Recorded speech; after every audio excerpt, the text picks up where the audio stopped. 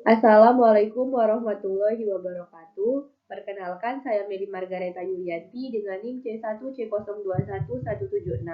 Di sini saya akan mempresentasikan tugas perpajakan 1 saya dengan judul Timbul dan Hapusnya Hutang Pajak. Baiklah, langsung saja ke penjelasan pertama, yaitu tentang timbulnya hutang pajak.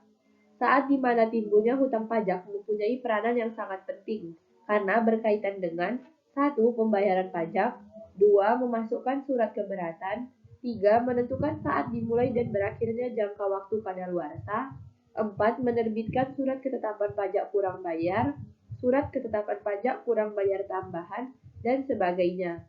Yang kelima, menentukan besarnya denda maupun sanksi administrasi lainnya. Terdapat dua ajaran yang menjelaskan tentang timbulnya hutang pajak. Yang pertama adalah ajaran material. Menurut ajaran ini, hutang pajak timbul karena diberlakukannya undang-undang perpajakan.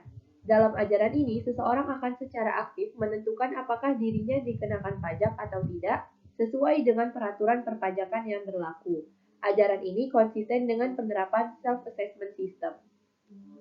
Yang kedua, ajaran formil. Menurut ajaran ini, utang pajak timbul karena dikeluarkannya surat ketetapan pajak oleh pemerintah untuk menentukan apakah seseorang dikenakan pajak atau tidak, berapa jumlah pajak yang harus dibayar, dan kapan jangka waktu pembayarannya dapat diketahui dalam surat ketetapan pajak.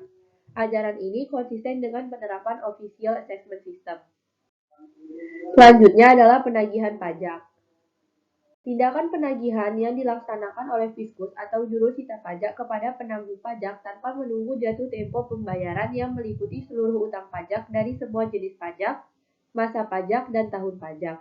Kegiatan penagihan ini dilakukan oleh bagian penagihan di kantor pelayanan pajak tempat wajib pajak terdaftar. Selanjutnya adalah jenis daripada penagihan pajak. Yang pertama adalah penagihan pasif. Otoritas pajak hanya menerbitkan surat yang menyebutkan jumlah pajak yang harus dibayar beserta sanksinya. Yang kedua adalah penagihan aktif. Penagihan aktif merupakan proses yang dapat dilakukan setelah penagihan pasif tidak berhasil dilakukan. Pada penagihan aktif, otoritas pajak melakukan penyitaan atau pelelangan, di mana Fiskus beserta jurusita pajak akan berperan aktif saat melakukan tindakan ini. Yang ketiga adalah penagihan seketika dan sekaligus. Tindakan yang dilakukan tanpa menunggu tanggal jatuh tempo pembayaran, meliputi seluruh utang pajak dari semua jenis pajak, masa pajak, dan tahun pajak. Selanjutnya adalah surat paksa. Surat paksa merupakan salah satu sarana penagihan pajak. Surat ini diterbitkan karena jumlah pajak yang masih harus dibayar ternyata belum dibayar oleh penanggung pajak sesuai dengan jangka waktu yang telah ditetapkan. Hal tersebut diproses berdasarkan surat tagihan pajak, surat ketetapan pajak kurang bayar, surat ketetapan pajak kurang bayar tambahan, surat keputusan pembetulan, surat keputusan keberatan, putusan banding, dan putusan peninjauan kembali yang menyebabkan jumlah pajak yang masih harus dibayar bertambah. Selanjutnya adalah penjelasan mengenai mekanisme penagihan pajak dengan surat paksa. Yang pertama, 7 hari setelah jatuh tempo, jika hutang pajak tidak dilunasi, maka akan diterbitkan surat teguran kepada wajib pajak. Yang kedua, 21 hari setelah diterbitkan surat teguran, masih belum juga dilakukan pelunasan, maka diterbitkan surat paksa. Yang ketiga, setelah 2 kali 24 jam surat teguran terbit belum dilakukan pelunasan, maka diterbitkan surat perintah melaksanakan penyitaan. Yang keempat, 14 hari setelah dilakukan tagihan dengan surat paksa belum juga ada pelunasan, maka diterbitkan surat perintah untuk mengumumkan tentang pelelangan surat umum. Yang kelima, 14 hari setelah pengumuman belum juga lunas, maka dikenakan sanksi berupa tindakan pelelangan di muka umum. Yang keenam, bagi penunggak pajak lebih dari 100 juta belum melunasi hutang pajaknya karena hasil lelang lebih kecil dari hutang pajak, maka dapat dikenakan sanksi penjara kurungan selama-lamanya 6 bulan dan dapat diperpanjang lagi selama 6 bulan.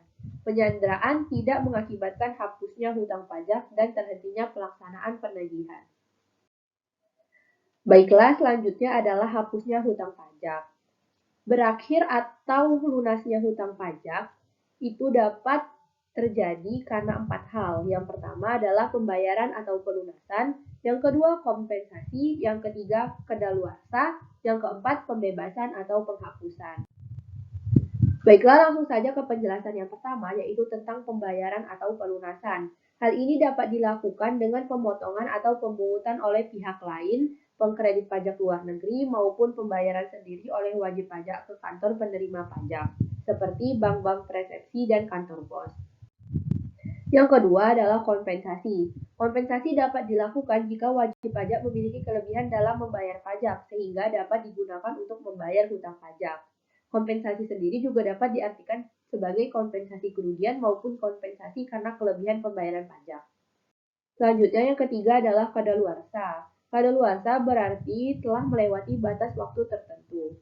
Jika di dalam jangka waktu tertentu suatu utang tidak ditagih oleh pemungutnya, maka utang pajak tersebut dianggap telah lunas atau dihapus atau berakhir dan tidak dapat ditagih lagi.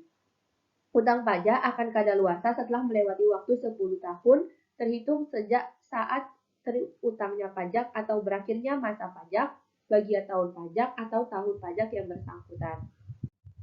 Selanjutnya yang keempat yaitu pembebasan atau penghapusan. Kewajiban pajak oleh wajib pajak tertentu dinyatakan hapus oleh Fiskus karena setelah dilakukannya penyidikan ternyata wajib pajak tidak mampu lagi memenuhi kewajibannya. Hal ini biasanya terjadi karena wajib pajak mengalami kebangkrutan maupun kesulitan likuiditas. Baiklah, itulah penjelasan dari saya. Semoga bermanfaat bagi kita semua. Saya akhiri. Wassalamualaikum warahmatullahi wabarakatuh.